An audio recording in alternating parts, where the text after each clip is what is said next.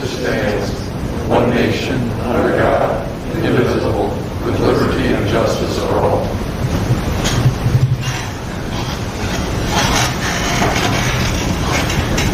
Shirley, would you call the roll, please? Yes. Brian Cruz. Here. Davey. Here. Walker. Here. Ball. Here. Lee Cruz. Yes. Here. Okay, on approval of the meeting agenda for tonight, we have under department and committee reports our monthly operation services report, our monthly sewer report. There's Board of Review has not met. Item D, the DDA, you have the minutes of the past meeting and the director's report. Item E, the Filer Ad Hoc Committee, which you're all aware has met a couple of times. F is the Planning Commission minutes. G, the Zoning Board of Appeals has not met. H, the Elections Commission minutes are in your packet. I, the Zoning Administrator's minutes and report is, or his report is in your packet, rather. The item J, the Building and Grounds Committee minutes are in your packet, and there's also an update on the Rec Center project. Item K, the Personnel Committee, those minutes are in your packet, as well as the fact that we need to approve the Personnel Committee's recommendation to increase hourly wages of Paul Olin, our maintenance person, effective June 10th, 2021. Item B would be approval of the committee's recommendation to increase the hourly wage of our Secretary, Water and Sewer Building Clerk, Tammy Shimke. That would be effective July 11th, 2021. And item C, consideration of approval of the committee's recommendation to increase our zoning administrator, Larry Thompson's hourly wage. And that would be effective retroactively to March 9th, 2021. There is no fire department report in your packet, and no PEG report in your packet. Under new business, we have item A, consideration of approval of a bid for the weekly collection and disposal of trash and 3 leaf dumpsters. Item B is consideration of approval of a service agreement from Silversmith Data in the amount of $6,350 with recurring costs of $1,850 per year for AST licensing fees, GPS marking unit, and an Android tablet with unlimited mobile data and other data services. Item C is consideration of approval of a special assessment resolution number 6. And that amends the special assessment resolution number 5, which was dated July 13th, 2017, to correct an irregularity in assessment as to parcel number 51-06-113-150-00, which is an MDOT parcel, and to rescind all resolutions in conflict herewith. Item D is consideration of approval in the amount of $3,200 for gravel from Fishers for the road at Magoon Creek, and Scott with Carl's Excavating has told us that he will spread the gravel and grade the road at no cost to the township. Item E is consideration of approval in the amount of $4,400 to power wash and paint the outside of the rec center, with the township paying for the paint. And I believe that's it under new business. If there are no other additions or deletions to the meeting agenda, I would take a motion to approve. Also a motion. Okay. Is that a second, Dean? Okay. So we have a motion by Kolonowski, a second by Dean Cruz to approve the meeting agenda for tonight. All those in favor signify by saying aye. Aye. Opposed? Okay, motion carried. Consideration of approval of the consent agenda. Item A is the minutes of the special board meeting held April 14th, 2021. B is your financial report. C is approval of the general fund expenditures, including the fire department. And those are for checks numbered 38525 through 38596. Accounts payable total $42,373.23. Payroll $14,672.75 for a grand total of $57,045.98. Item D is approval of water department expenditures, checks numbered 2849 through 2856, and those total $3,854.80. Item E is approval of the monthly ACH payments to the state of Michigan and IRS in the amount of $3,861.51. And item F is approval in the amount of $155.18 for 3 signs from Dornbos Signs Incorporated for Magoon Creek. We have a special presentation tonight by Kelly and Glenn Lindsay of Safe Built, and then consideration of approval of the presented professional services agreement from Safe Built. Under communications and announcements, in your package you have the Road Commission's 2021 status report. And item B, you've got a flyer there from ISN out of Traverse City for garlic mustard work bee, which I believe is scheduled for May 20th. And again, if there are no additions, deletions to the consent agenda, I would entertain a motion for approval. I'll make the motion. Motion by Steggy, second by Brian Cruz to approve the consent agenda. All those in favor signify by saying aye. Aye. Opposed? Motion carried. Okay, so that will take us to our presentation, and Shirley, Tom, and I have all met our 2 guests here tonight, but I'm not sure if any of the rest of the board have as yet. I know Richard has via email and telephone, but I'd like to introduce Glenn and his wife Lindsay. I'm sorry, Kelly. Lindsay being the last name. I'm sorry. Yeah. From Safe Built. So if you guys want to maybe step over to the podium, and we'll move a mic over there.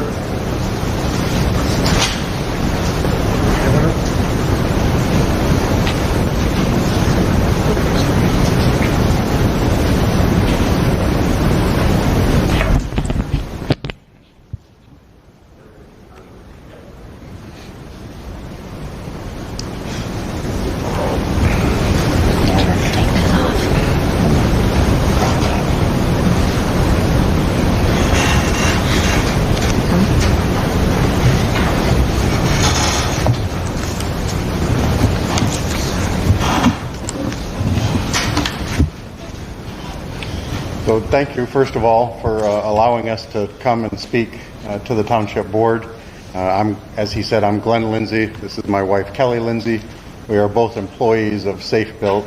I am the Midwest Director of Operations in charge of Michigan, Ohio, Illinois, and Wisconsin. And Kelly is the account manager for Michigan and Ohio. And we are from Michigan, live and work here in Michigan, about 20 miles south of Battle Creek. We have a hub office in a little tiny town of Athens, but we also have 7 hub offices throughout Michigan, and we are a national company serving clients nationally, and employing about 1,200 hardworking folks across the country. And what brings us here tonight is the opportunity to partner with Filer Township. I know that there's going to be a contract that Mr. Wilson and Glenn and myself and Terry have been in communication about that will be in front of you. And we are here to answer any questions that you may have concerning the services that we provide. We are active in the city of Manistee, and that is in some ways what brought us to Filer. We frequent Manistee in the summer as a family. We're here a lot in this area and in the Ludington area. So we were happy to procure that contract 2 years ago now. It's been about 2 years that we've been active in the city of Manistee, and we're happy to broaden our services into Filer Township. It makes sense. We have staff for it, and we're ready to help you. I understand that your current inspection agency is through the state of Michigan, and there have been some challenges with that. And so we look forward to maybe solving some of those challenges that you've had and being more of a presence here in your community. And we're open to answering any questions that you might have. If you had anything else to add, Glenn? You did a great job. Thanks. So, Well, and I had asked Kelly and Glenn to come after our last board meeting because there were some questions regarding enforcement and types of things Would require permitting. I know we'd all heard some different things, and following that meeting, I did speak with Thad Taylor and asked him about some of it, and Glenn and I had a conversation about it, and that eased some of my concerns, but I still want them to come and address your concerns in particular, and get answers straight forth from the horse's mouth and up front. So let's open up for questions. My concern was the replacing of roofing, the asphalt shingles, the siding, and the windows without any rubber paint. Is that a building permit that's going to be required with you? So we follow the Michigan Residential Code. We're under the 2015 Michigan Residential Code. The entire state of Michigan falls under that. And so we follow the guidelines in the front of the code in the administration chapter. So I think it's section R105, where it talks about what is required to have a permit. It actually further goes on to say what you don't need a permit for. There are certain things that are excluded. Roofing, siding, and windows are not excluded. As a matter of fact, there's sections in the code, throughout the code, that deal specifically with each one of those issues. So it is not something that is exempted from the code by law. We typically do require permits for that because, like I said, we follow the requirements in the state of Michigan. There are some communities that do not require a permit for roofing, but just because they don't doesn't mean that they shouldn't be. There is nothing that exempts roofing from requiring a permit and inspection. So you said there was something that you don't need a permit for. What does that include? There's a list. There's like paper and wallpapering, painting, kitchen cabinets and countertops are exempt from a permit, sidewalks, and there's a list of probably about 10 things in the building code, and I could give it to you specifically. I could actually go out to the vehicle and get my building code if you'd like, but it's itemized, listed what you do not need a permit for.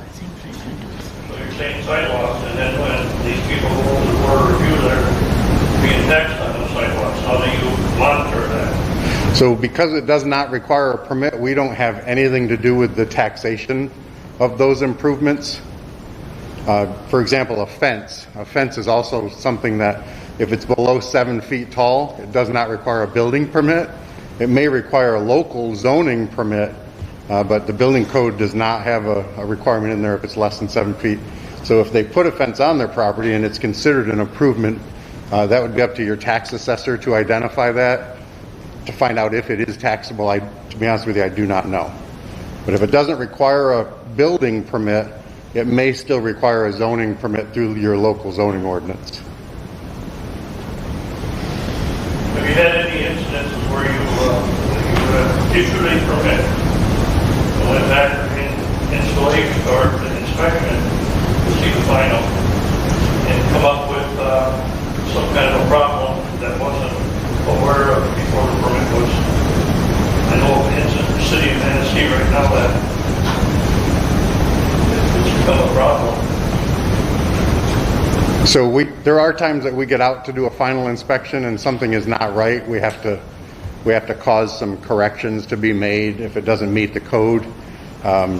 Every job site is different. We typically, when you apply for a building permit, we usually do a plan review up front, depending on what the project is. If it's an improvement, like an addition or a new structure being built, we require drawings to be submitted. We review those drawings for code compliance as much as we can. It's impossible to catch everything, but and then it's always subject to field inspections. The building code spells out the required inspections that are needed throughout the course of that project, and we go out periodically and check it at those intervals that the building code spells out. There are times that we get out there for the final inspection and something has been done wrong.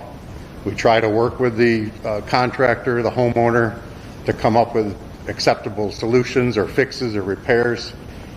Most of the time it goes well. Sometimes it doesn't. Sometimes it's costly. But for me, I'm a firm believer in we are educators and we are there to help guide a permit applicant through the process. And I've always been an advocate for communication. The way that you communicate that something is not right is critical. You don't just go out there and say, it doesn't meet code, it's not right, fix it, and I'll be back to check it. That does not fly with me. It does not work. That doesn't align with the way that we do business. So if I get reports of that, then I immediately look into it, investigate it, and try to come up with a solution. I will meet with the inspector to find out, what happened, what the situation was. But so I have my phone is always on me. I get calls every day from township supervisors, city managers, village presidents, bringing stuff to me. So I'm always available to discuss an issue or a problem if one arises. We work for the township.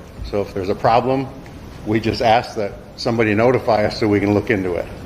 I don't know the specifics about the one in Manistee, but I'd certainly be happy to look into it if there's an issue that needs to be discussed. So I build a permit to start a building and then start putting footings and you come and inspect those footings? Yes. How long before, from the time I call you, how many days before you come and inspect that? 2 days a week. Give me an okay to start? It depends on what we're contracted for. With each municipality, it's different. Some clients we inspect 5 days a week. Some, if there's not a large volume, we inspect 2 days a week. It just depends on what we're under contract with.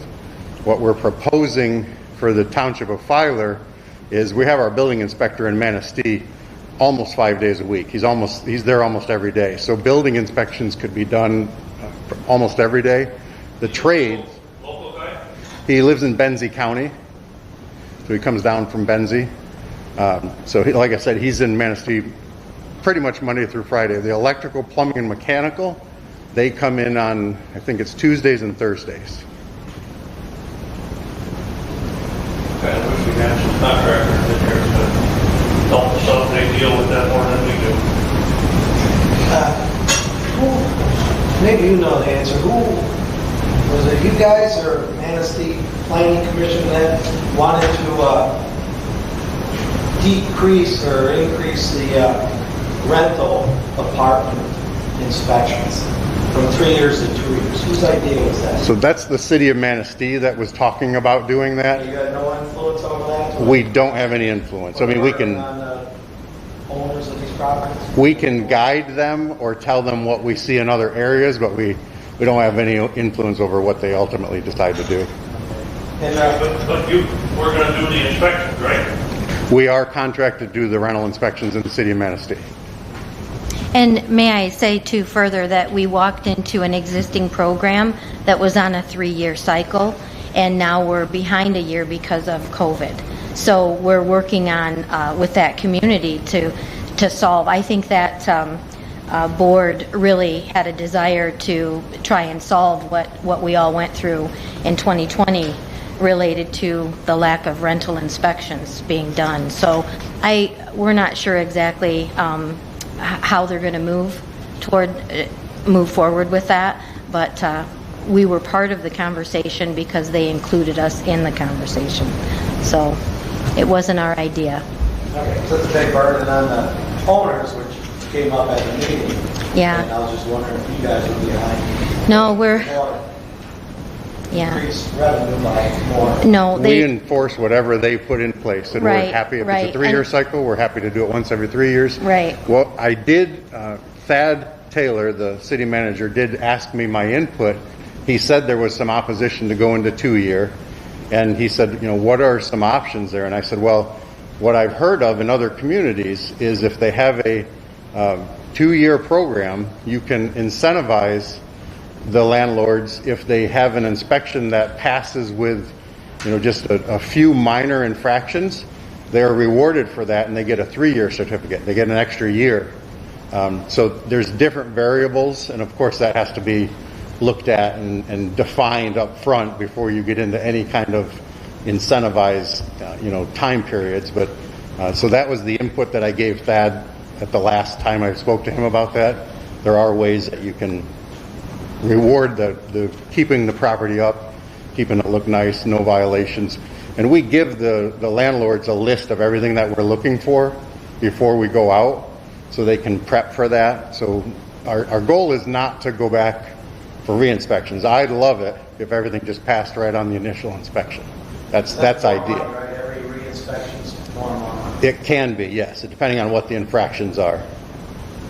Where's your, it says you have you can either call to make an appointment or at the counter. Where's your at the counter? So, sure, Mr. Wilson and I discussed this. So serving counter foot traffic is in our Athens hub office. And I doubt that your residents will be going to Athens. No. What was it, 2 hours and 45 minutes? Right. We made it here from the Athens area. So, but if they were to, they will certainly be served. And so it was noteworthy to put within the contract.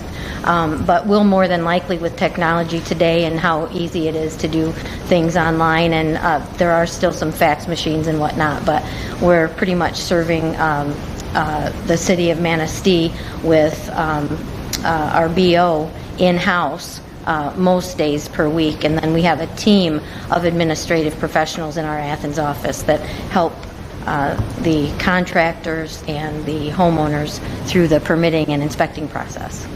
So. And we will work with the municipality. We're flexible. So if the township said, you know what, it's okay if somebody wants to come in here and turn in an application and make a payment, and then it just gets scanned and emailed down to us where we process them in Athens. So that's the degree that it could be counter service here, is if the township is willing to accept applications and payments here rather than them being sent to us. And you set that pace. If you Right. have the manpower to do it here, and then also at one point we'll do a percentage of fee split that's written in the contract, and then that percentage that comes back to you for permit fees should help offset the cost of that activity too. But I think that when we talked with Shirley, we were believing that we were probably not going to have a go-to spot here. Maybe in an emergent situation, somebody's without heat, they have to have a furnace, somebody's without power, they need a service inspection for an electrical permit, those types of emergent situations. But that may have evolved since that conversation, so whatever pace you'd like is what we'll follow. We let, I'm sorry. No, go ahead. We let the municipality that we're contracting with kind of steer the ship in some of the procedural aspects of the contract. The only thing that we are not allowed to do is allow the municipalities to dictate the code. You know, the code is a state law, and we have to follow that. We follow that to protect you all from liability, to protect ourselves from liability. And if there's ever any question about what we're doing, whether it's in line with the code, I'm happy to discuss that. You can always consult with your attorney. So we let the township decide some of the issues and factors in the contract, and then when it comes to code, you know, we're bound by the state law, of course. That's what we want to hear. You go strictly by code or ordinance, because the word you were getting by you is that you make your own. Absolutely not. If I ever get wind of that, I'm looking into it right away. We have no authority to make up our own rules or our own code. And you're hiring us to enforce those ordinances or code. So we need to do our job. So. Going back to rentals, I just had a question. You guys do rental inspections and that. You do anything with short-term rentals, whether it's inspections or? We do. Enforcement? Okay. We have contracts for short-term rentals, yes. We have a contract in the city of New Buffalo, which is almost down near Chicago, for a short-term rental program. It's quite controversial right now. They're going through a lot of issues with that rental program. But you know, again, we're the third party. We just do what they tell us to do. They give us the ordinance and say enforce it. So we don't have input as to whether they should or shouldn't do something. So there's a lot of controversy over the short-term rental program right now. Yeah. And they often ask for our input because we are operating as rental inspectors in other communities. So whether that someone's building a program and it's not quite enforced yet, or whether they have one that's being enforced that's been a little lax and they want some feedback as to what we're doing, we'll certainly share what we're doing in other communities. A lot of times they want to see maybe a sample ordinance so that they can get a feel for how they might want their ordinance worded, because that's an arduous process to get an ordinance in place for that. So there's a myriad of ways that we help communities, but they have the final say. You all have the final say on what you want enforced like that for a local ordinance under a rental program. Okay, any other questions? Chair, can I? Yes, Betty. I wasn't there to inspect. I have no idea what's going on. Are they enforcing the state building code? Are they enforcing our township land use? Our ordinance? What are they doing? Building code, Betty, is what they'd be enforcing. And I was going to ask earlier, and I forgot to, but maybe highlight what the advantages to the township would be of going with a company like Safe Build for building code enforcement and all that entails. So probably the biggest advantage from your current provider is visibility. You would have visibility into the activities of the building department. You would get regular reports on how many permits were issued, what types of permits, what the fees are. There's total transparency. You see everything. You also get, I don't know what the frequency of your inspections is right now with the state of Michigan. In most areas, what I've heard is you may get an inspector one day a week, depending on what it is. I have some areas that we have taken over the program, and they were getting, for example, electrical inspections one day every 2 weeks. The inspector would be in the area. So they're spread out very thin at the state of Michigan. So the service level would be greater. That's one of the benefits with us. We provide inspections more often. And if you talk to Molly Whetstone, you'll find that she already has firsthand experience. I understand she's your tax assessor as well here. and she can speak to the night and day difference on the monthly reporting to help her do her job. The state doesn't provide permitting activity reports, and we do. It's a regular, regimented monthly thing that we provide our tax assessors with. That's another large piece, and really positively affected her day-to-day with operating in Manistee. So, to answer Betty's question specifically, we would be looking at providing the building, electrical, plumbing, and mechanical permitting and inspections. Nothing with any of your local ordinances like zoning or ordinance enforcement, junk, blight, nothing like that. At this time, we're proposing just the building department services. So if I'm going to build something, I want to call the state building inspector on Traverse City or whatever it is. I would Right. call them. Right. Correct. And the thing that, Now, we don't have to get you built that. Betty, you'd still have to get a land use permit from Oh, yeah. Larry No, Tyson. I'm talking about building. The land use, I The know. state, we want to use no more. We want to go through the state. We go directly through the state. But my question is, am I going to build twice? you mean by the state and then by Safe Belt? No. No, the state would not be involved at all in any aspect of your project.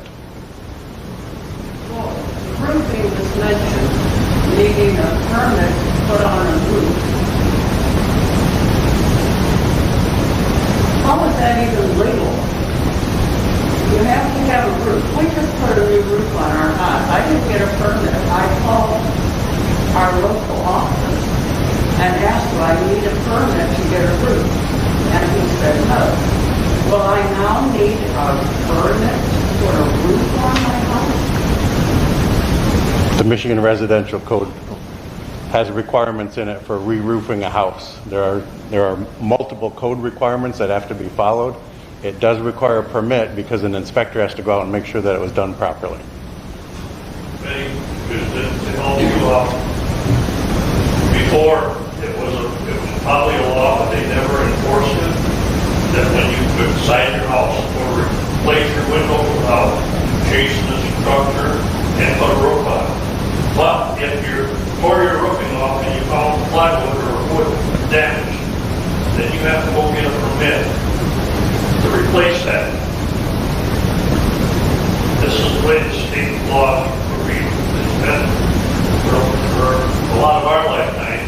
You didn't need that stuff, but now all of a sudden, As the laws haven't changed, Some of- being enforced now. Some of the laws have changed. For example, the replacement windows never used to be a permit required if they were the exact same size, but now there's a law that went into effect. It's the Uniform Energy Code for energy efficiency. Now there's a certain minimum rating that those windows have to meet in order for you to put them in your home.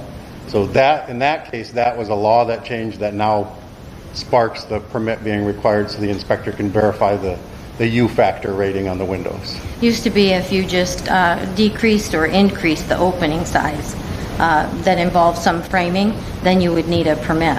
Or if you were switching out windows in a bedroom, and that was for the purposes of meeting egress requirements, so that a fireman can easily get in with a full pack on, they had to be a certain height and width. But now, as he said, it's different. We've both been in this business for around 25 years, so we've seen a lot of those code changes, and that seems to be the most recent one. Yeah, some of them are code changes that kick in the need for the permit, but Tom, you're absolutely correct. A lot of the information has been in the code for a long time. It's just never been enforced. It's been selectively enforced. And that's one thing that Safe Built does not do. We don't selectively enforce certain parts of the code and not enforce others. If it's in the code, we enforce it. And Ms. Betty, there's not two of us now. The state will be going away. They won't be your entity for permitting if we engage in this partnership. It will just be one. We don't be charged twice for So permitting. there will be, the state will be enforcing the state's code in certain townships and cities and municipalities. but with us, they would be. That's correct. That's the way it is currently. They service some areas and not others. So this would be one that they no longer service. And I think the reason that is the ease. The contractors are complaining they're not getting the state inspections that they want, or as often as they want. And it takes so long for them Takes to so get long. inspections In this and to case- get permits and, Twice a week for electrical, plumbing, and whatever else, and weekly for building. Yes, I and mean, daily. Daily. I know that the inspector tells people to take pictures, and they'll take the picture and make their decisions on that. Okay, I had no idea what was going on. So we have not employed these people, this company. We're still under the state code, right, and you're talking about employing them. yes, yes. The city, Application process with the state of Michigan. We adopted, the township adopted an ordinance just in the last couple of months to assume responsibility for enforcement of the state code. Okay, thank you. And since the township doesn't have the manpower to do that itself, it obviously has to hire a company to try to do that. But once we enter into an agreement with either Safeco or some other company to do that, plus the ordinance that's been adopted, there's an application process that we said is the state construction code bureau or Correct. I forget exactly what the name is, that has to approve that process and then authorize us to begin the enforcement of the state code. That'll be an easier time to person. It should be. That's the whole idea here. And if you recall, I know you're old enough to remember this, but it used to be Amos County had a building inspector that did that for all of the townships. And in what was 1980 or thereabouts, the county said, no, we're not doing it anymore. And it all went back to the state of Michigan. And then a couple of townships, Manistee Township did this 3 years ago. They assumed control or assumed jurisdiction for enforcement of the state construction code. But it's worked out well, I think, in Manistee Township. And they get standing on the spot inspections. What is that? Each township has a different clerk. Yeah, they don't have Safeco, they have a different company, AGS, I think is the name of the company. You guys probably know the company or competitors. We do. of course.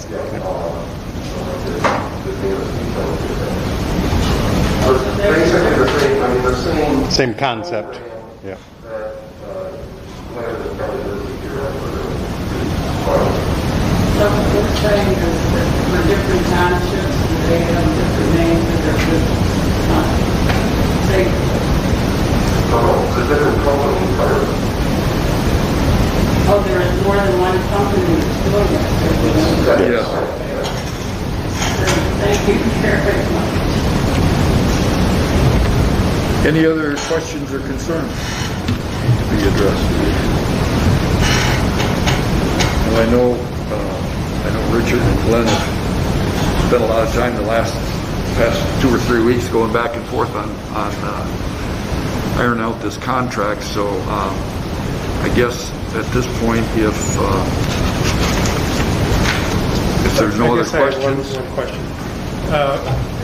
After this should this be approved, I should say, then we have to notify the state that we would like to take it over for ourselves from them. And I think you said that they only meet quarterly. And when's the next time that comes up? Do you know? The next meeting is July 21st We have to have of our 2021. You have to have the packet submitted to them 60 days prior to that. So May 21st is when I would have to send the packet in to be reviewed or considered. Which we've been working on with Richard and Terry for several weeks. As part of that, we also have a board of review for construction that we set up, is that correct, Richard? There has to be a board of construction Appeals, that's it. So if somebody wants to Right. appeal Glenn's decision or the building officer's decision, there's an appeal board. Do we have to have that, have people actually on there when we actually submit to the state? Or is that something? No. Okay. No, because until that time, there's nothing to do. Okay. How many people are living on that? It has to be 3, I think. Correct. So do you need a builder, a plumber, an electrician? Is No, that, I think they need at least 3 licenses, right? What they ask for is people that have a basic knowledge of the industry, whether it's electrical, plumbing, mechanical, building. So they would like to see a list of 3 names and qualifications. They don't have to be the actual people that are going to forever sit on your board. As I was telling Terry, they need to know that you have a Board of Appeals in place and the procedures and an application. And they want to know that you've thought about who's going to sit on this board and what their experience is. I have seen them deny an application for not having the 3 names with their experience. So you should start thinking about it, and it could be people from the community that you think you're going to ask. And if, like I said, I told Terry, if they refuse, it's not the end all be all. We can replace that name with somebody else's name, 6 months from now, 2 months from now, whatever. They just need to know that you're already considering who you're going to get to sit on that board and that they have experience in the industry. But they do not need to be residents of Tyler Township. No. Like that. So, No. I mean, you could hire the same 3 people that Nancy Township. I don't even know who they are, but I think it's just.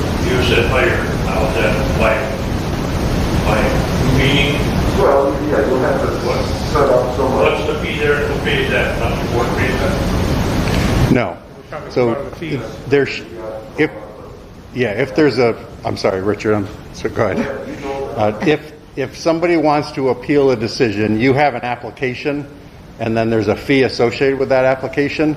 That fee should cover the cost of holding that hearing. So advertising that you have to do to advertise the hearing, if you're going to pay your people that sit on that Board of Appeals, their fee would come out of that application fee as well. We typically see anywhere from a $400 to $1,000 fee for an appeal.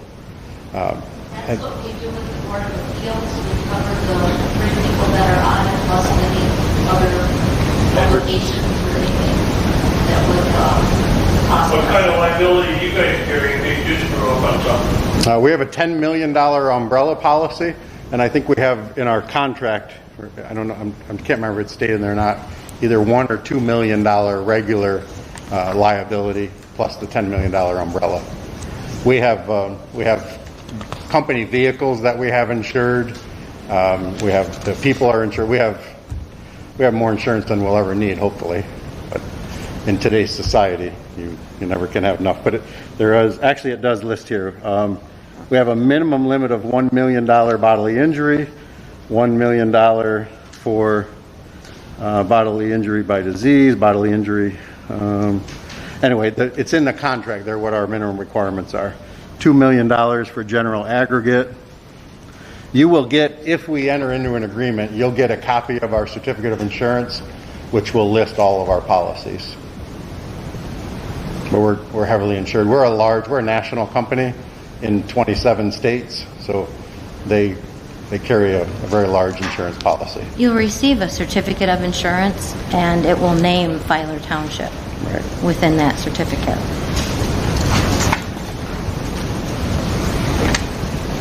And I would say this, as long as I've been in the business, we've never had a building board of appeals convene, ever.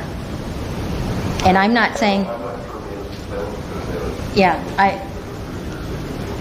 I'm not saying it never can happen. Obviously, that's why they're in place, but I've never, ever been through that process. I first got into inspections in 2002, and in the 19 years I've been an inspector, I've only been a part of one Board of Appeals hearing, and that was when I first was involved as an inspector, and it was not somebody appealing my decision.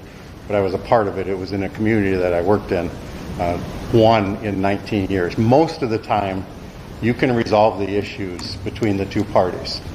If you can't, there has to be an avenue to appeal it, and that would be to your local construction board of appeals. If they don't like the outcome of your local construction board of appeals, then they then can take it to a state construction board of appeals. It's just not something that occurs. Usually we're able to work out whatever the situation is.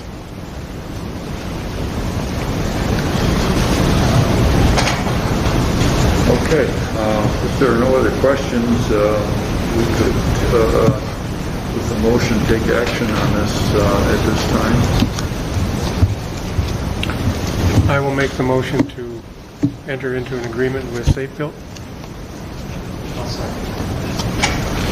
Okay, motion by Steggy, support by Brian Cruz to approve the entering into an agreement with Safe Built as specified in the professional services agreement.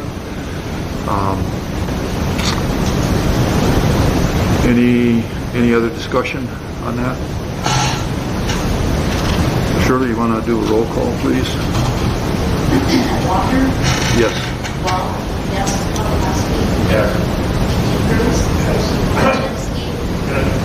Brian Cruz? Yes. Sticky? Yes. Okay, and if you two are headed back to Athens this evening, I can sign this right now, and you, instead of waiting till the end of the meeting. Okay. Thank you for it. Thank you so much for your consideration. Thank you.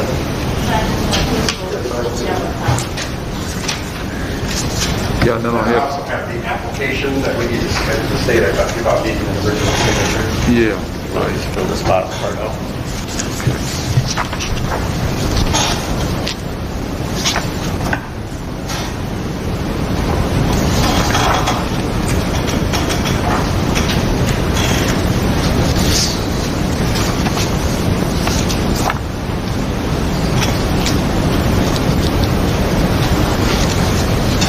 Business card at everybody's location, so if you have any issues at all, any questions, comments, concerns, please don't hesitate to reach out to us. That's my office number. They will give, if you tell them you're a municipal official, they'll give you my cell phone number as well. My door is always open. I want to hear if there are issues. I want you to be able to correct them. You do answer the phone. I have my phone with me all the time. Yes. And I didn't mention, but our office is open 8 to 4, Monday through Friday, for the full staff. We do close at noon for an hour. But then my business card is also listed. If you need anything, I'm also available. And thank you so much for tonight.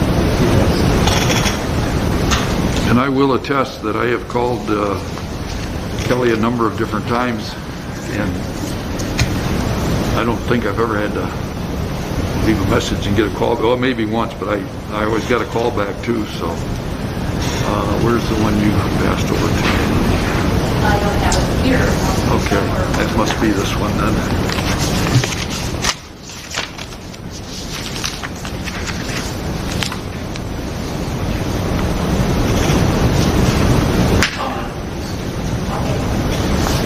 Thanks, Dale. Don't work too hard.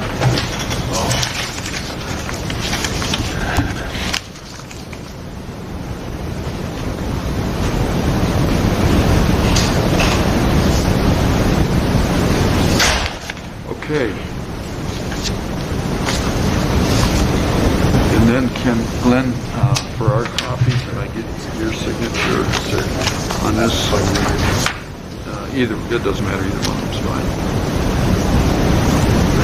There's another signature page as well. Yeah. No, that's, yeah. This one will be signed by our CFO. Okay. So we'll get him a copy of your signature. We'll get it fully executed, and you'll get a copy of it signed with the certificate of insurance as well. Okay. All right, sounds good. Thank you, Glenn. Oh, sorry. Okay. Thanks for you so making the much. trip up here. Appreciate it. Thank you, folks.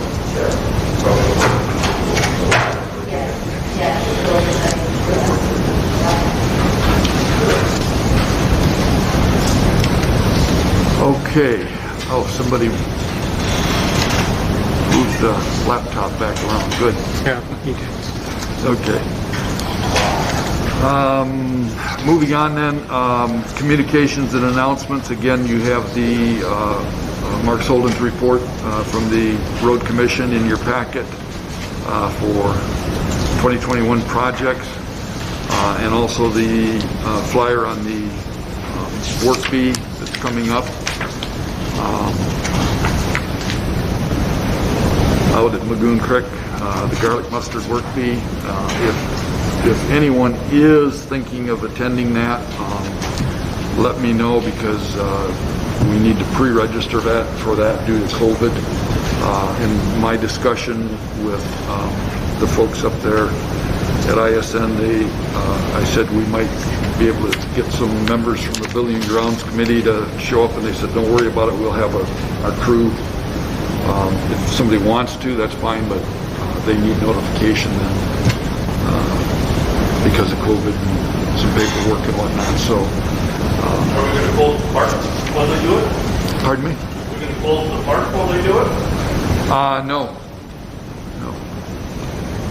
Or do we have a lot of visitors? Well, it's the times in the past when we've done it, Tom, where we're doing the weed pull, we've kept the park open, and we've maybe seen a few people walk by at a distance, but where a lot of this is taking place is down in the lower marshier area near the creek bottom, and I don't recall seeing many people down there when we've been down there working in the past. Same area where we did all the tree planting, I think a couple years ago. You were involved in that.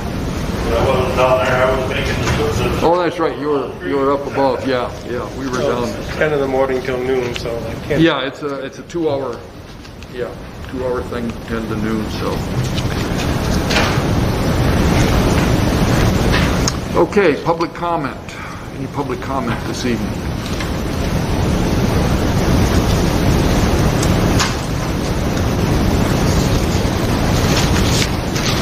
Okay, then moving on to our new business. Item A is consideration. Oh yeah, I'm sorry. Yeah, I kind of skipped that, didn't I? Surely. Yeah, department committee reports. Again, your monthly report from Operations Services is in your packet. The sewer report is in your packet also, as is the DDA director's report. The Filer Ad Hoc Committee minutes and report is in your packet. Planning Commission minutes are in your packet, item F. H, Elections Commission did have a meeting. Those minutes are in your packet. Larry's report is in your packet as well. And then under Building and Grounds Committee, there is an update there that is included in your packet on the rec center project, and an issue with that right now is again still getting the necessary materials that have been ordered. One thing I will report that Ron reported on at our Building and Grounds meeting, and that is that some of the things that he has gotten in that have been coming in actually came in at a lower price, believe it or not, than what was quoted originally when Ron brought this packet to the board for approval back, I don't know how many months ago now. So that was kind of good news.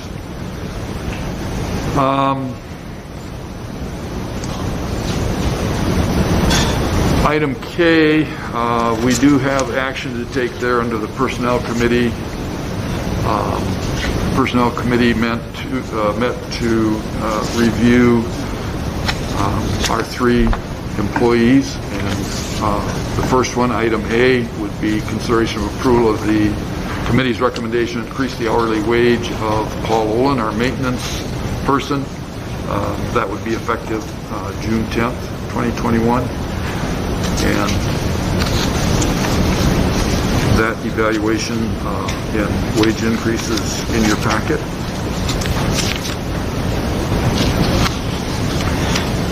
I'll make a motion.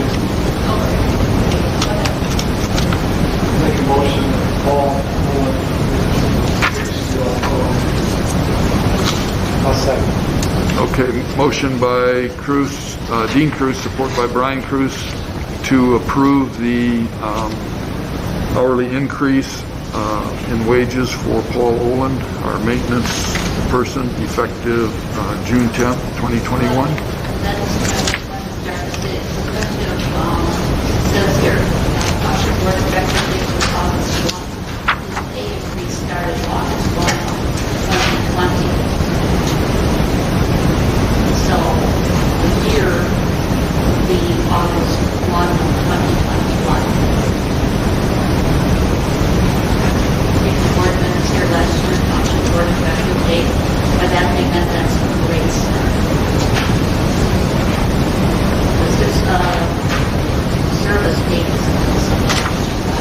July 1. You just have all of these at one time, regardless of when their anniversary date was, just for the efficiency. Well, I know his hire date was April, and then we did a 90-day trial. So that, I looked it up today to be sure, the last pay.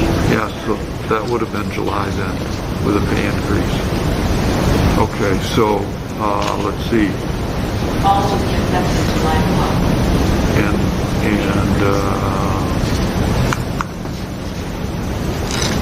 we have it effective June 10th, so that should be July 1. Okay, yeah.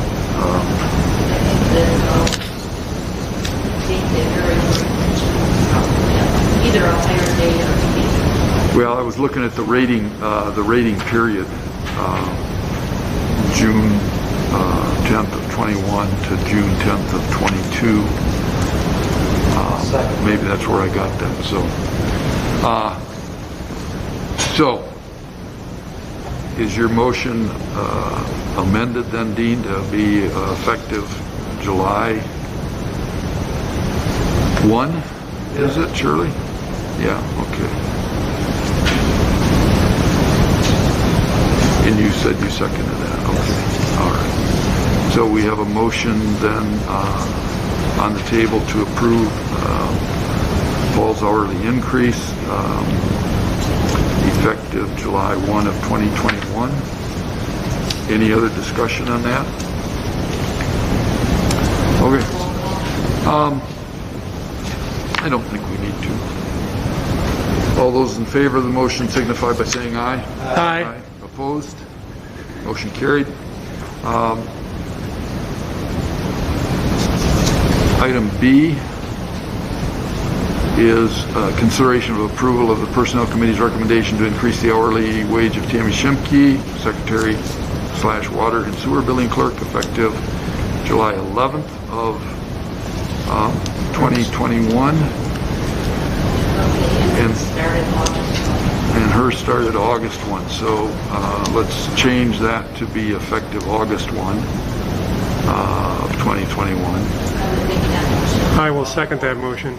Okay, so we have motion by Ball and second by Steggy to approve the Personnel Committee's recommendation to increase the hourly wage of Tammy Shimke, effective August 1st of 2021. Any other discussion? All those in favor signify by saying aye. Aye. Opposed? Motion carried. And item C under Personnel Committee is consideration of approval of the Personnel Committee's recommendation to increase the hourly wage of Larry Thompson, Zoning Administrator, effective March 9th of 2021. And before we make a motion on that, because I know we went through the same thing with Larry with a a trial period and so on. Do we have that date wrong as well, Shirley? There is a split that the increase was effective April. April 1 last year, okay. So So instead of March 9th, then that should be retroactive to April 1. I'll make that motion for April 1st. Okay, motion by Brian Cruz, support by Hachinsky to approve the committee's recommendation to increase the hourly wage of Larry Thompson, zoning administrator, effective April 1st of 2021. Any other discussion? All those in favor signify by saying aye. Aye. Opposed? Motion carried. Okay,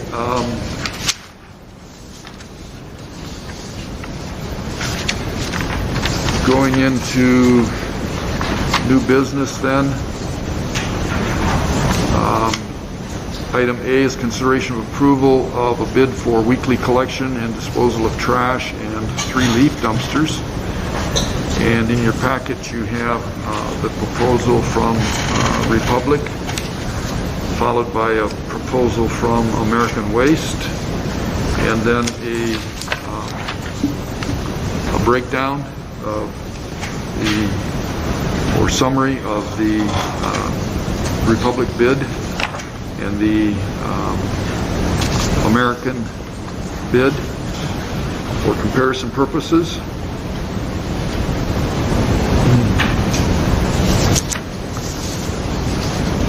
After looking over both of the contracts, I believe that we still should stick with Republic Services because it's a good service plan. When we stuff, it's a problem. They're helping. And I think that all in all, prices have been over. I'll support that motion. Okay, we have a motion by Well, Dean Cruz and support by Hachinsky. Well, there's a to- question. There are 2 separate proposals from them. So we have to determine which proposal we would want to do. Well, yeah, I guess to back up too, I did want to ask Matt to address any questions of the board, but let's hold that motion for just a second, because there are some questions, and then I wanted to also point out that though I had asked and been told that I would get a bid from American for dumpsters for yard waste, I did not receive anything. I did speak with the gentleman on the phone twice, the last time being about a month ago, and I still did not get a bid from him for that, nor anything on a monthly large item like we have with Republic. So I guess, Matt, if you want to address Tom's question first. Sure, absolutely. So yes, there are 2 proposals on the table, and depending on how the board wishes to do it, you could make a motion to select a vendor, and then you could make a secondary motion to select which product or which set of services you wanted, or you could do it all as one motion. Republic presented to you an as-is you have today proposal, which is the hand pick with the 1 bulky item, and then it proposed for additional 50 cents per unit an automation program where the vast majority of the residents would receive a cart. The residents would have the ability to opt out if someone chose that the driveway was too long or they did not want a cart for one reason or another. And at that point, they would still revert back to the service that they have today, which is kind of the as-is program, which is the hand-picked bags at the curbside. And the vast majority of the residents would have carts. Republic Services made that request as the trucks are already fully equipped for automation. It's just the capital investment in the carts. And it helps us keep your driver in place a lot longer and nearer in retirement versus trying to find a younger driver in the near future, as Robert tends to get a little bit older in life. Getting in and out of the truck 1,000 times a day isn't the easiest job in the entire world. So when we can keep the guy in the truck out of the snow, out of the rain, and using the automatic controls, it tends to increase his longevity with the company and greatly affects his personal health. So looking at that automation style proposal, there is in front of you an example of what that mailer might look like to the residents. And if you look at the side where it has an orange box and a red box, that gives you an example of that opt-out form. The opt-out form just basically says, as a homeowner, I don't want to have a cart. I'm going to continue to put bags at the curb. And at the end of the program deployment period, we would produce a number to the township that said this many residents has carts and this many residents opted out to just have the bag program, and the 50 cents per unit per cart be only applied to the ones that had the cart deployed. Yeah, Matt, I know some people currently get carts on their own and pay a fee for that. Yep. They would no longer have to do that. I think. Correct. They would no longer have that personal fee at that point. And you had told me that you would take, the public would take care of communication to the residents. Correct. Yep. This is a draft based on something that we've done in similar communities. We would edit this to be more specific to Filer Township. I don't want to include some information on the bulk program because it's just a great opportunity to educate on that, why we're sending something to each of the homes. And we would send that to each of the homes. We'd put it in the Manistee newspaper, and we'd put it on the Township's website and the Township's social media posts to advertise that out, that it was coming. They'd be able to, if they did not receive this or they lived out of state and they wanted to get it quicker, they could always download it through the Filer Township website. We'd include that as a PDF form to go there.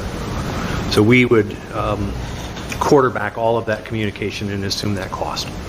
You still pick up one large item? Correct. Yep, and the one large item still continues to play.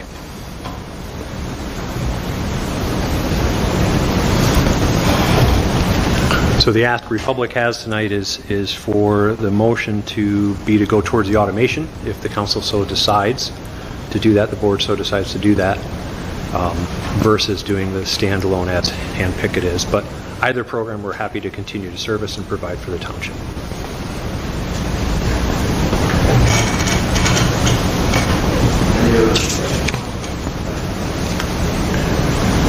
I would make a motion to choose Republic service, but their 96-gallon cart service monthly thing.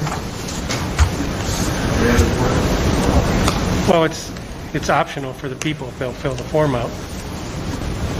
They don't have to do it, but that's what Matt said.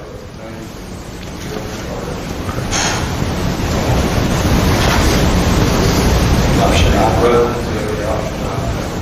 Correct, it's their choice. Second. Matt, the 50 cents difference if 100 residents opt out, is that $5 or $50 or whatever that is? Does that flow back to the township? Correct, that's a deduct from the bill. Yep.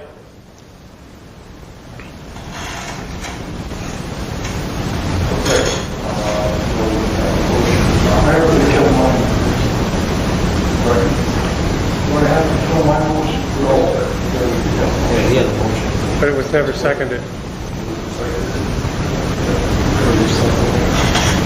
So we do have a motion.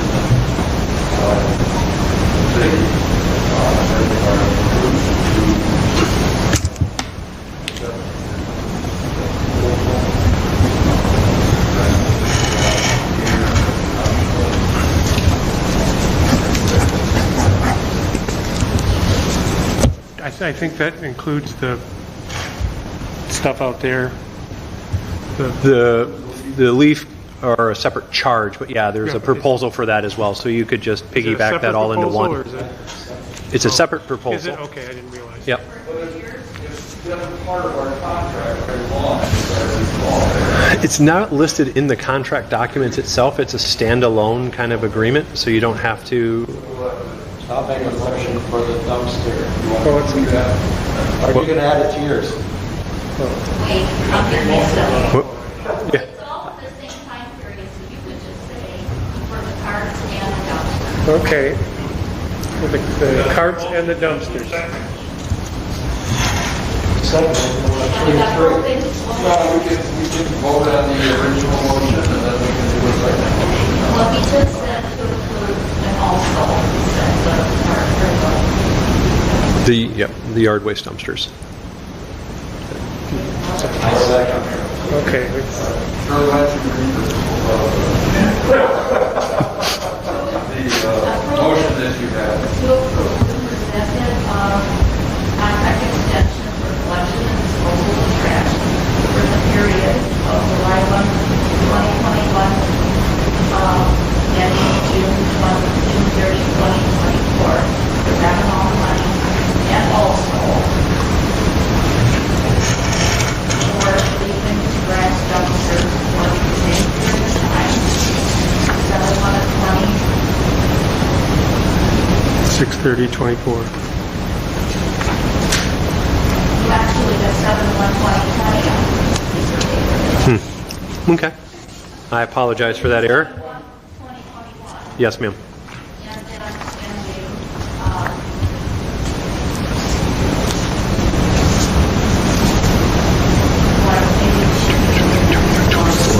Yeah. You'll have a separate agreement that comes for that, and you can sign that separately if you want. But that would be the same time frame, July 1 through 2021 through June 30, 2024. the price is good through 2022, and then it increases by 4%. Correct. Correct. Yep, so it's the price that you have today holds flat for year one, and in 2022, the price would increase by 4%. And then the third year, it would increase by 4% again.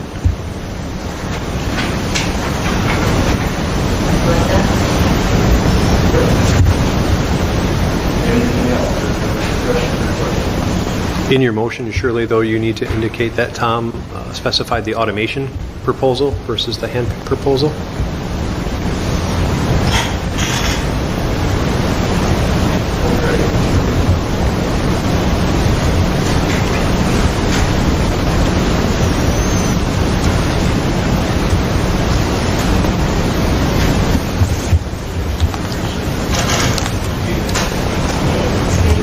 Yes.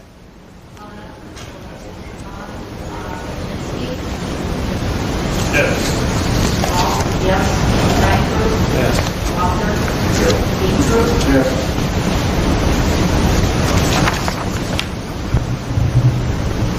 Okay, thank you. Terry, and I'll circle around with you on Monday, and we can complete the paperwork. Then I'll have that other document with me.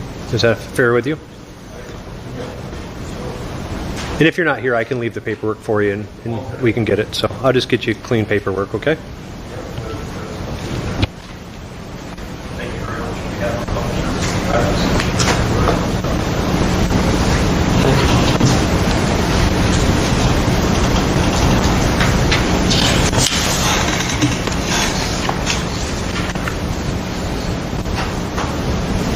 Okay, item B is consideration of approval of service agreement for solar data in the amount of $6,250 with recurring cost of $1,850 per year for ASD licensing fee, for product unit, and for the data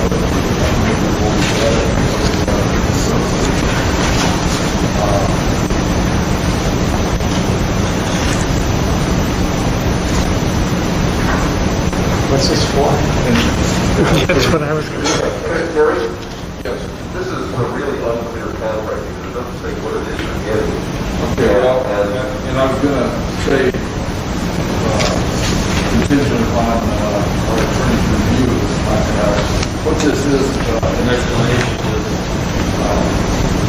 again, Eagle, Scott Conrad's in particular, is that after the township for a while, there was a kind of upgrading improvement, we've been complying with, and we've gone from whipping boy is a shining example that we've done an awful lot. But one of the things that it makes sense to me, right now, Mike Miller being our operator, when he does any kind of inspections, repairs, upgrades, whatever. He makes note of it, but there's not really a good tracking system for that. And this Silversmith program allows him to record electronic record of everything that's done in the water system. When hydrants are flushed, when any kind of maintenance is done, etc. Anything that equipment is upgraded, changes, goes into this electronic program. It makes it a lot easier tracking. Once we get for inspection, they're done, and obviously for change of personnel, much better. I know with my team on board, there's a lot of questions about this, that, or the other thing. It was a matter of him trying to search through written records, maps, and whatnot to find the answers that he needed to get information. And this kind of place would be easy. Open up the tablet, take a look, find information needed. So when Mike comes on, his plans are goals are prior to it would be much more efficient. And this is, again, it's something that Scott Connors actually recommended as a goal. One of the best ways to go about it.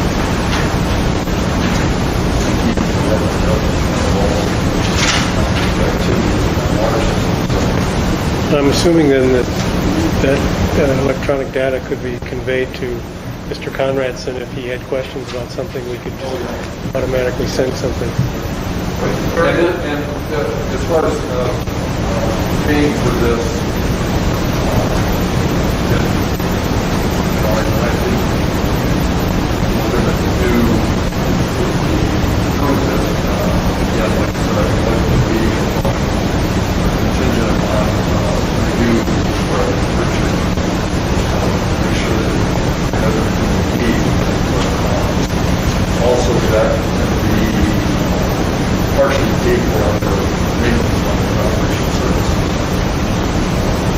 And a report, is it can be generated monthly for the meetings here, so we know stuff is actually being entered into this? It could be, along with our monthly report we get from operation services, I think I would see why that would be kind of fun.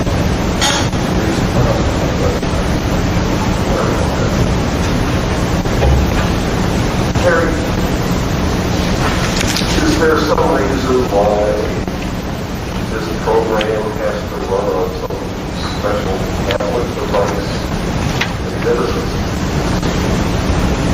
$3,000 for a tablet you can go up at Best Buy and probably buy for $750, and a phone that instead of renting it for $3,000 the first year and $600 for every year thereafter.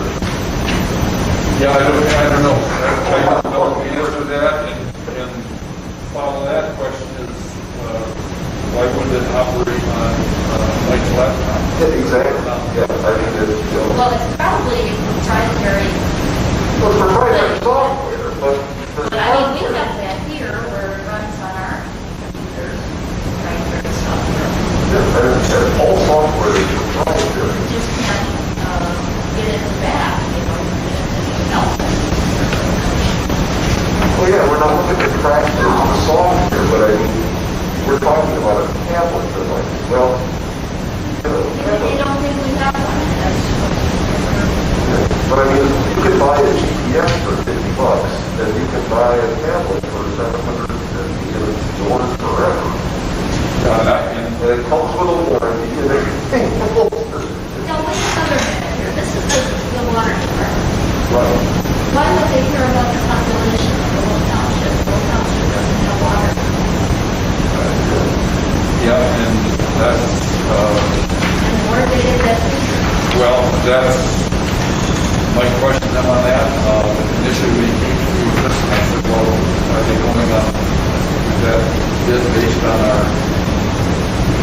water customers, and he thought it was, and, he knew that, get back to them and give them the actual number, which is 440 something. And he came back and said, no,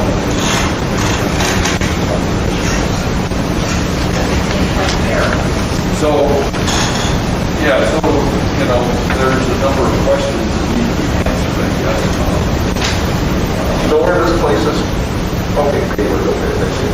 That was the problem.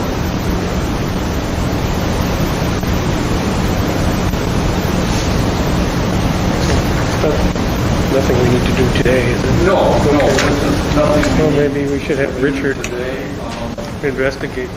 we can table this and get answers to some of these questions. That's fine with me. It's something that I wanted to put before you, make you aware that this is something that we're going to look at doing in some fashion, whether it's this package or whatever. It's going to be an improvement, I think, for the township track of all aspects of the water system, but also to satisfy people's requirements, demands. And I guess it was, I thought I was going to have another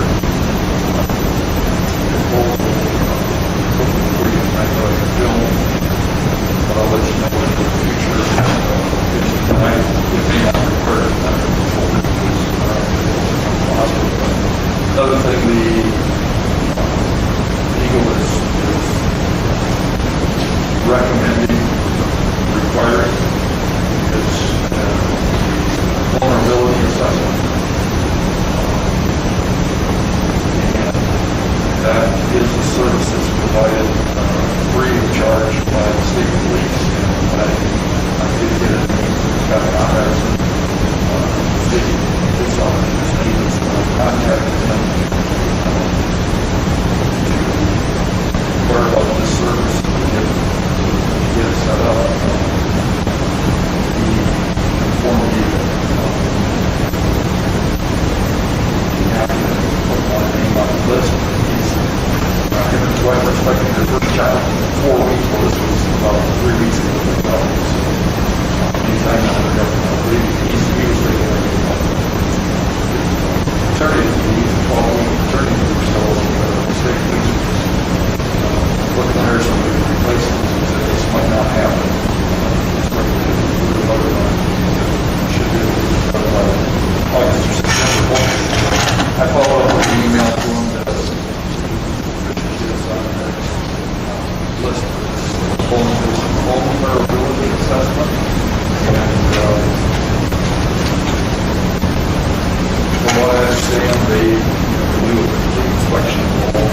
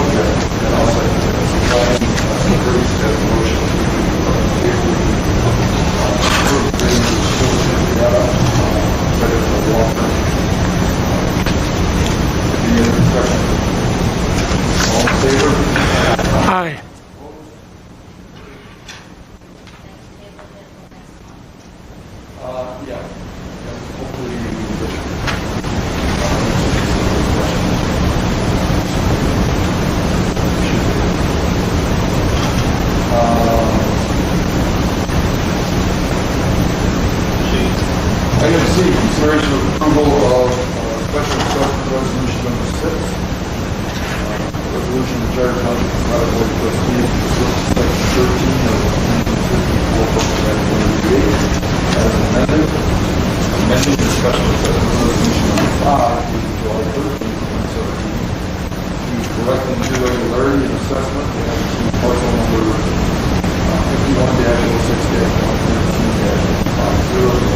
51-06-113-50, which is the recommendation of the city law resolution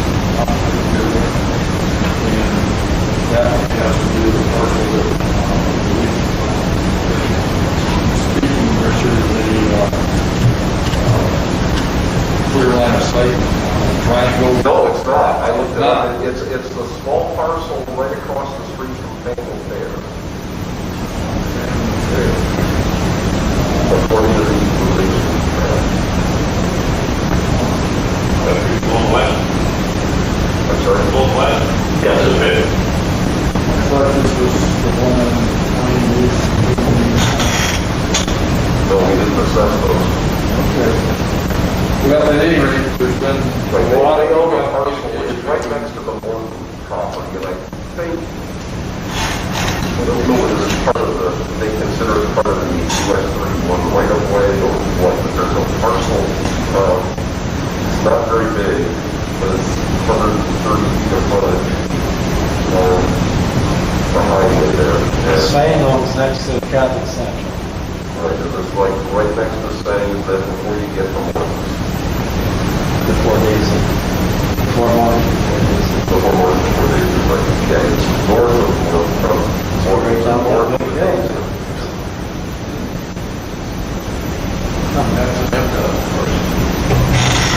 That's where, when I go to the equalization department and plug that number in, you have a special assessment map around here.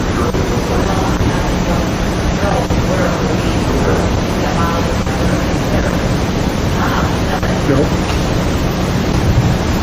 Tammy has it. But is this located extension of First Center Drive? It's on the other side of the road. On the side of First Center Drive or on the west side? Across the highway. I'm saying First Center Drive, dead ends of the highway. When you go across, is that the area you're talking about? Right in there, yeah. Maybe that is a designated road. Not a road, no. No, but I mean, it's on your head. You said it's how many feet of frontage? Yeah, I don't have the, What's the depth on it? I don't know, the meter. Drawing scooter, we can look it up on the equalization, but I can show you with the,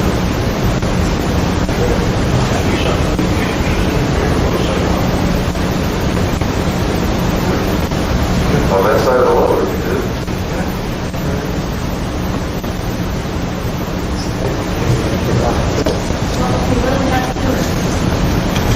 Well, yeah, what's going on, Shirley, is we sent MDOT as part of the special assessment process. They got 3 notices of public hearings, and they had 3 opportunities to raise an objection to us imposing an assessment on their property. They never said a word. We went through the process, we set up the assessment district, and then MDOT shows up and says, oh, we're exempt from taxes, you can't put a special assessment on it.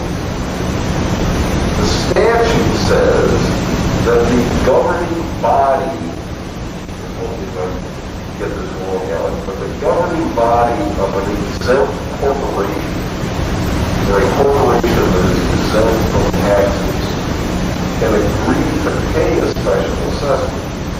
MDOT, through the Attorney General's office, has said we claim the ability to exempt MDOT property from local special assessments because we're not a public or private corporation, but we're part of the state of Michigan. Okay? Now, the assessment in this case is a little over $10,000, $10,105. I mean, we can fight with the Attorney General, you know, over this for $10,000, and it's going to cost everybody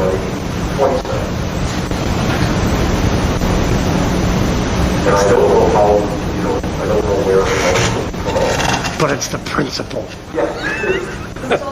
And I'm willing to, No. I'm willing to fight if you guys want to change the principle. But No. my advice is, forget the 10 grand. We got plenty of money. We're not going to default on the bonds. Pat McGowan, our bond attorney, I ran this by him, he's fine with it. He said, yeah, no problem. You know, we've got multiple sources. We got a DBA that's trying to pay the bonds off early for crying out loud. And How about giving us the property? The state. you want to offer to buy the property from the No, state of it's Michigan? 10 grand. Give it to us. We'll take it over.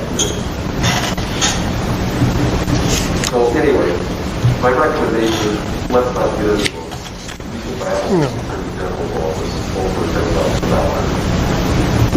The state of Michigan is exempt from local taxes generally, but in my view, they're obligated to raise that objection at one of our public hearings, because they can also agree to accept this if they wanted. At least under the Attorney General's theory.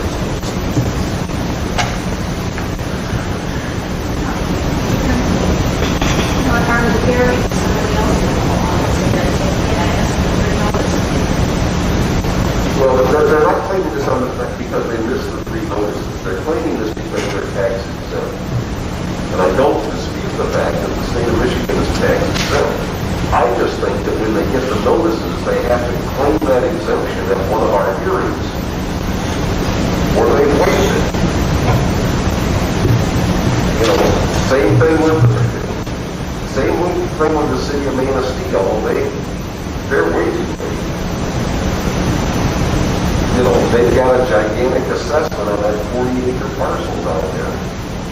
And, They didn't. you know, Ed Bradford says, how did we get this? I said, Ed, you've got 3 notices. Here's the copies. Here's the printed publications. Sure enough, find all the notices in the city hall, but nobody brought it to somebody's attention that, geez, we ought to do something about this or say something about this at one of these hearings.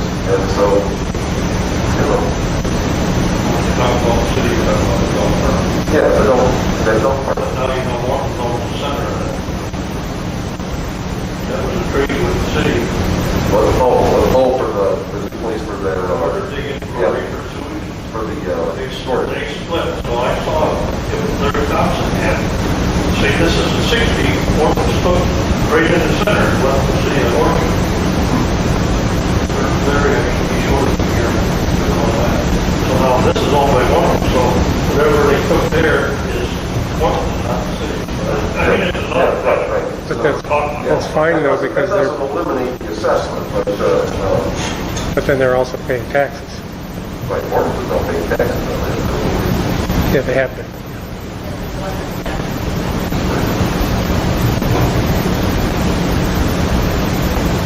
Well, I will make a motion to approve this special assessment resolution number 6.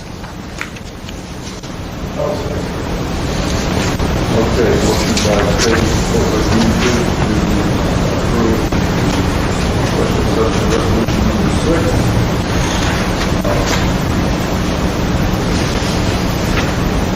Spelled out there, 92. Any other discussion?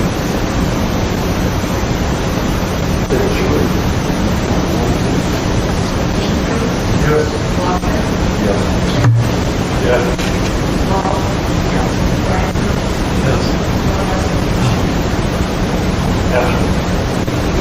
Yes. Chris, excuse me, before we move on, as part of that, Richard, I think I mentioned to you in an email that they would get turned over to the county at the end of the year as delinquent. The county would bill the state, and then the county would pay us for their special assessment. And We gotta pay the county back. and then I think it only happened for 2 years, and then the county said, state's not paying us, we're not going to pay you. So going forward, the last year or 2 years, they haven't paid. But the first 2 years, they did pay. So I'm assuming I'm going to have to pay the county back that money. Yeah. And do I just pay them back the assessment, or is there going to be any kind of interest charge? Or Just whatever they pay you. okay, well, I'll have to find that out. Okay. And Tom, there should be a special assessment revolving fund of some sort you have that was set up where the money, when you get the assessments that come in, or you put those right into the bond fund. It goes in the bond fund. Okay, then that's where you would debit and credit that out of there if you have it. Oh, I don't think, you don't pay the assessment back out of the general fund. You pay it out of the fund with your assessment. right, but I would have to transfer money from the bond fund to somewhere in the general fund, because that's where Shirley can write the check from. But it would ultimately come out of the bond fund. Yeah, that I knew. Yeah. Okay, that's it. Okay. Item D is consideration of approval in the amount of $3,200 for gravel from Fisher for the road at Township Park. Spreading and grading of that gravel will be donated. Cost of that donated by Roberts Street. Just an update on that. Road has gotten pretty bad out there.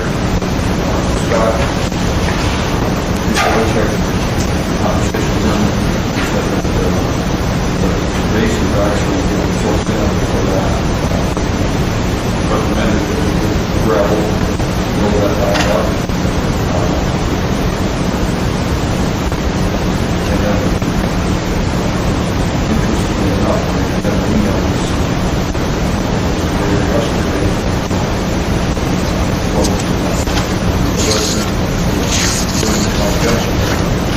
Deterioration of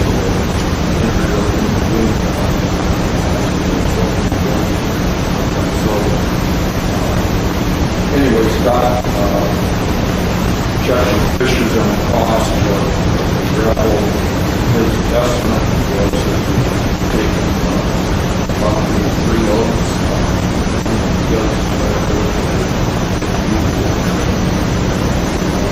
Double he said $800 per load. Thought 3 loads would do it. So I put the cost of 4 loads on there. He said different gravel. That did 3 would probably do it. So and I said he as usual volunteered to do the 30.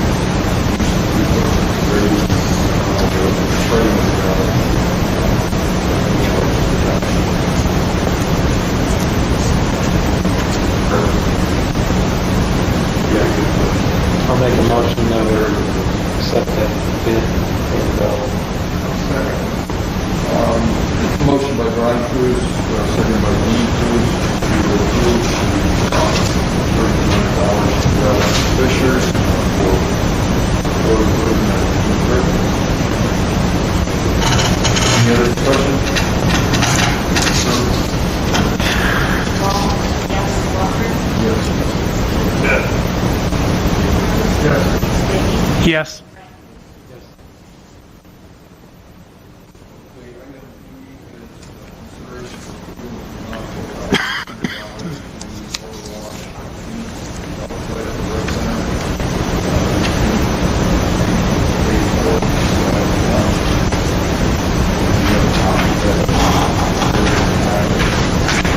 Area says they're on a cut point. Is there cracks in that wall that needs to be cut pointed? Is there quite a bit? Or? I don't know how much there is, Bob, Cody Ross chair about here, took care of this, and he met with Gary over there, went through, and everything with him. He said there were some things that needed to be addressed, taken care of. We got some other things, minor, a lot of great, there's some damage to the wall, so probably once we get this was done, some of the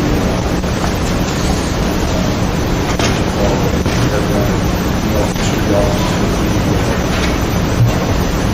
gutters, where they form them, what's that called? Not the plastic stuff. So this is basically labor. We're going to pay for all the material. We're paying for the materials. Do we have a cost on the materials? I don't know, Rob, has got a cost on that or not. I looked at the price of paint,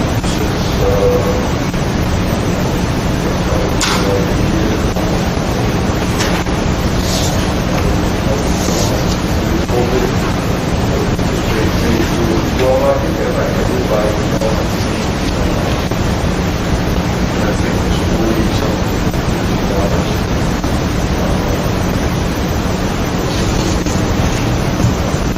Next year,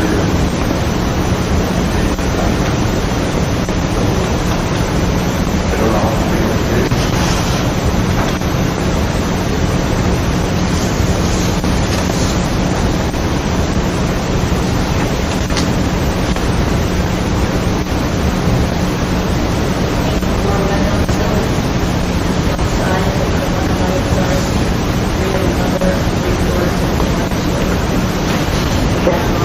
So you go through codes. What's the color? Except the feldspar. It says color change, that's what I asked.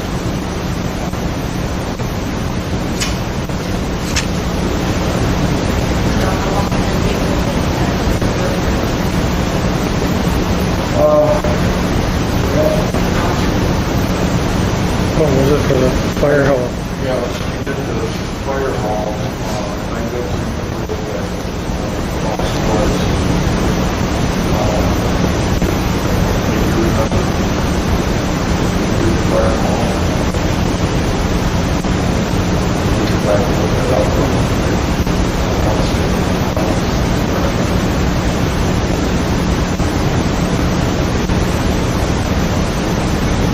I know this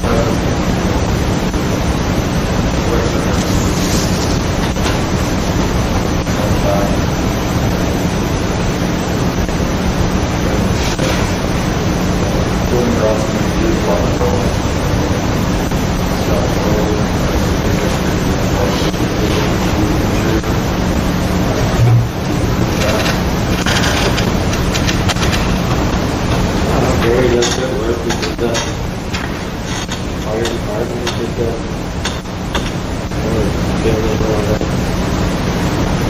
We got a new tuck thing over there as well. Some other kind of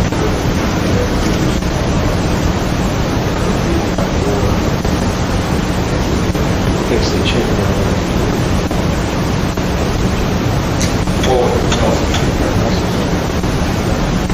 I'll make a motion that I'd like to know the total cost, but it is what it is, we can pay. So I'll make a motion.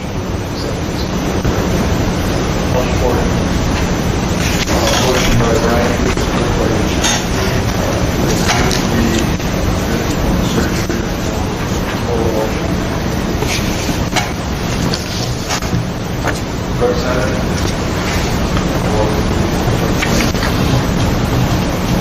Any other discussion? I talked with Bob here today, and I know he was leaving today, so he was leaving, but I see if he's got an estimate on this. Also, we discussed color.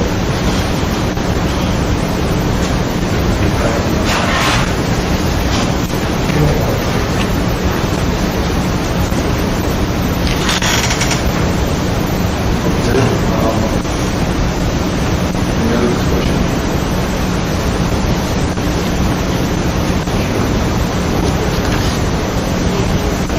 Yes. Yes.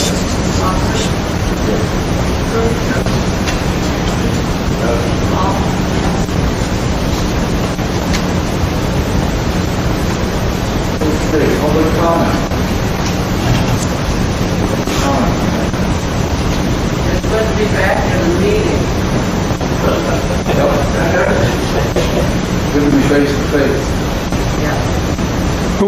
masked woman. Yeah. I'm glad you're back. Me too, thank you. There is this sign one. Oh, that was on the consent. Okay, any other business to come before the board? You got anything? Here I got a lot of complaints about the brick house. And somebody said that there's a trailer parked on top. And the guys from heavy maintenance said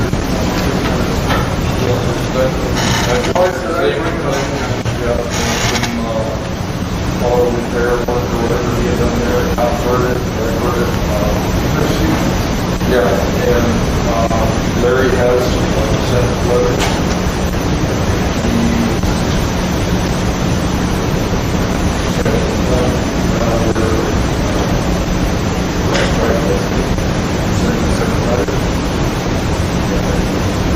I know the owner,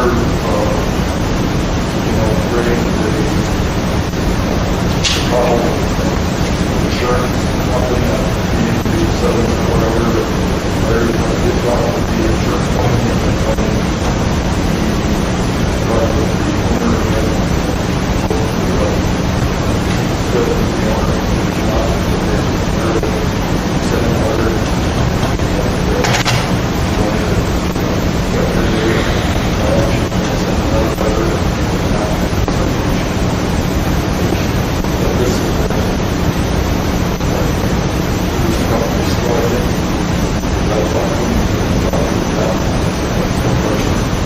So Larry,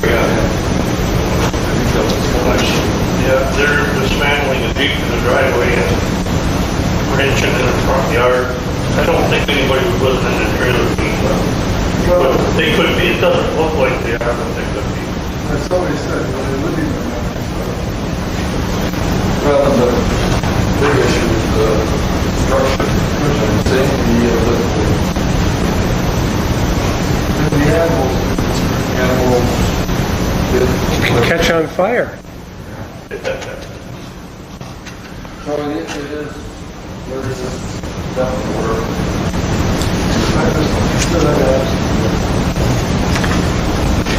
Terry, we got something. After the rent for days in. Give Richard the calendar letter. Yes, I have a copy of that. Okay, he called today. Did you read it? Yeah. Does he want to go forward with that? He wants to talk about the pilot program. Yep. For a lot of money in the design, so that the zoning is in place for the last year. So that won't be an issue, Right. especially if the committee understands that. But what he wants to have us look over and be comfortable with. Well, the pilot, as you recall, the Michigan statute allows us to collect, I think it's up to 7% of the shelter rents, they call it, for these types of facilities. Is it the same as it was those 20-some years ago? The last I looked at it, which was 5 years ago, yes, it is more or less. Our local ordinance, however, did not go the full 7%. If we went something less than that, and are making up the difference right now by virtue of that one parcel special assessment district that we established, and that we reassess every year. What Joe is asking us to do, as I read the letter, is to eliminate that special assessment district and then enter into a municipal services agreement that will provide us with essentially a flat fee every year to provide municipal services such as fire and rescue, ambulance, and so on, so that he can budget what that fee is going to be every year. He can't do that now because the special assessment changes from year to year depending on how many times, somebody pulls the chain that calls the fire department over there. Well, we've got good history on knowing what that Right. We can average it out. And so that's how these things are generally handled currently. When we did this, what, 20 years ago? 25 years ago, municipal services agreements were not really known. I mean, there wasn't a lot of background on that kind of thing. They become very popular. I wrote a couple for the city of Huntington for a couple of mission projects down there. We've done them for the city of Manistee. So I mean, it's the modern way to treat these kind of projects, as opposed to the one partial special assessment. So I mean, probably be a great addition to the township if you had another 50 units over there. And it's important. That's what I was We saying. talked about cottage. Yeah, I was looking at these. I think he's looking at doing the double story. I thought it was 28 units. Yeah, with another 24 additional apartments and 2 stories. Right. Right. Tom has, you can go back to the beginning of the last points for those. This is for this is for the fire one. Is that correct? Yes. Close to the fire department, yeah. Okay, because What we base the special assessment on every year? Yeah, I know is it's on. The Yeah. fire department's cost to service that facility. right, it depends on what the costs are. The costs vary every year. Yep. This year it's going to be a lot because we're buying all that equipment. No, I can. And then we can add them all up and divide it by 25. But this is a different thing than the rent thing you're talking about. Right, you get the shelter rents as the tax, And that goes to the taxing units. and that gets divided up amongst all of the taxing units. That's why we didn't go the full 7% on the shelter rents, because we would have to share that 7% with everybody. If we drop the shelter rents to a lower percentage, you still have to share that, but then we get to keep all of the special assessment. And the idea is that the special assessment, or going forward perhaps the municipal services agreement, plus the shelter rents would equal 7% of the shelter rents, or whatever the maximum we can charge for taxes. But that way, we get to keep most of the tax that comes in, and we don't have to share it with the other municipalities. And that's seen as fair because the local unit is the one that's actually providing the service. I mean, West Shore Community College, it doesn't provide much service to a 55 and over facility, nor does the county, or anybody else that would share that tax if we just collect it as a tax equal to shelter rents, or something to shelter rents. So we probably want to look at both amending the local ordinance to perhaps adjust the shelter rent, but then look at a business service. City will fix the road, that road is not. Oh, okay. That road has been an issue for a long time. I don't know how many times I can call that. Oh, this is right over the border, is it not? Yeah.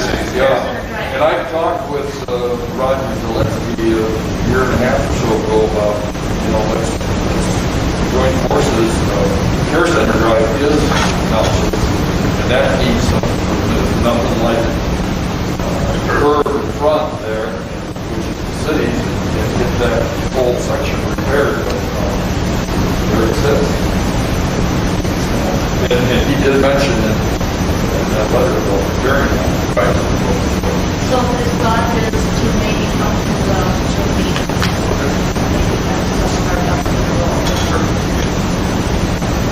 Yeah, I just got that letter on Tuesday. That's why I made copies, so I want everybody to be aware of it.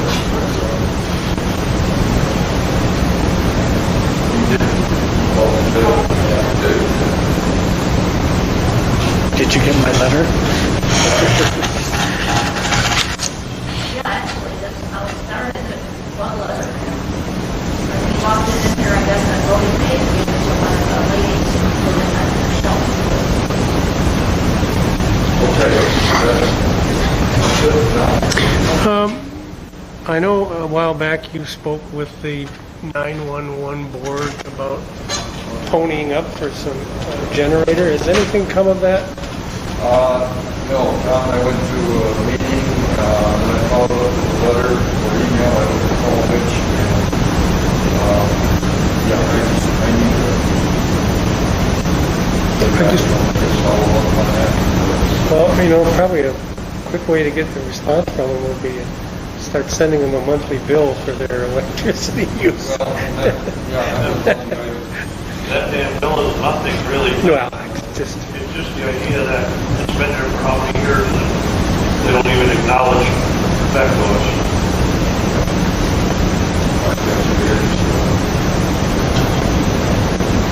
you're subsidizing the 911.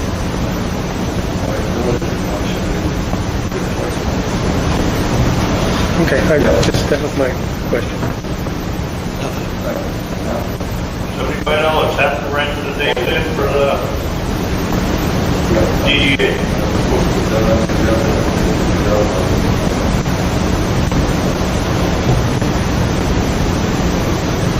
My quarterly presentation, about that day,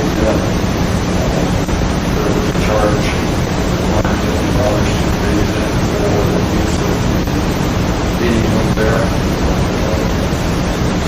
So I committed the board to half of that, and the board to pay half of it. Together, I pulled I guess, that form of motion, or I'll make a motion. Okay, so, I'll support Brian. So we got a motion for Brian to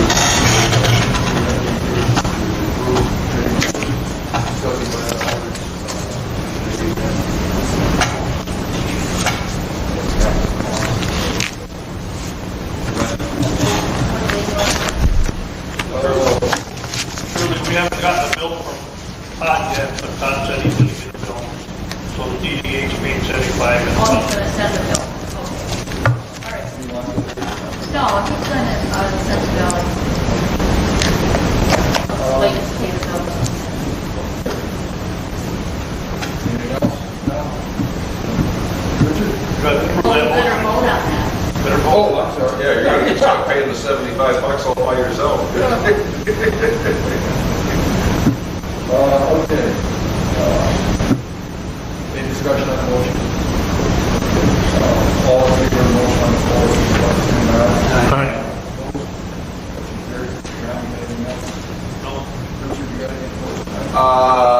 Alex and I, again, you guys haven't met Alex, this is Alex Anderson. We did respond back to FEMA through Matt Hogan. Yesterday, he's out of the office until like next week, but in our view, we are in compliance with the FEMA requirements to adopt the resolution. You guys did that last month, and we've supplied copies of all that to the state. So you should be good on that if you don't see it. Probably crossed in the mail, isn't it? Well, yeah, it looks more like, the letter looks like a form letter, and it's largely a reminder, you know, just make sure you get this done. Okay, I'll take something else. What's this conflict of interest policy thing here that's on my desk? Oh, we already did that. Did you sign it before? I don't remember. I probably did. Why are we still on conflict? What's that? Why are we seeing these conflicts of interest? But I never got from the auditor. She hasn't had a conflict of interest policy. You have to have one if you're going to enforce the open code. Oh, I see. Yep, that has to be in the contract. So then we have to provide that as part of our audit, which by the way, will be around this But month. you have to provide that as part of the application. And besides that, it's a really good idea. That's what you say. And if I didn't say this, Shirley, I mean, this is something you should get annually. Should be a place on the policy where somebody can disclose, Yeah. you know, I have a potential conflict of interest because I work for, you know, somebody that they have a contract someday with. And that simply discloses it in advance so that if something comes up, it's in the record and abstain from voting that the abstention is valid. Right, that's why you renew this every year. The board and the planning commission board and the DEA board should renew that every year, provide an updated list of potential conflicts that they have, and sign it and turn it back.